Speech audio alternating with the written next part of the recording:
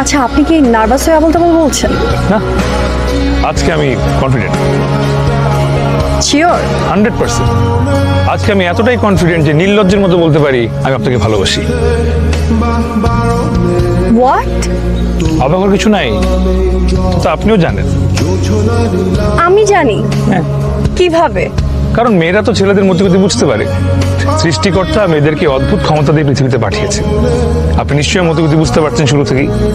Sorry, আমি আপনার কোনো মতিগতি বুঝতে চাই না। আচ্ছা ঠিক আছে, বুঝতে হবে না। আপনি ধরুন একটা ছেলেকে কোনো একটা জায়গায় আপনি দেখে প্রেমে পড়তে দেন। আমি হুটহাট কারোর প্রেমে পড়ি না। আচ্ছা ঠিক আছে, প্রেমে পড়তে হবে না, কোনো সমস্যা নেই। আপনি একটাবার ইমাজিন করেন, শুধু ঝুম বৃষ্টি হচ্ছে, সেখানে একটা ছেলেকে আপনি দেখলেন। দেখার পর থেকে আপনার মনে একটা শান্তির অনুভূতি নেবেন, আপনি প্রেমে পড়ে গেলেন।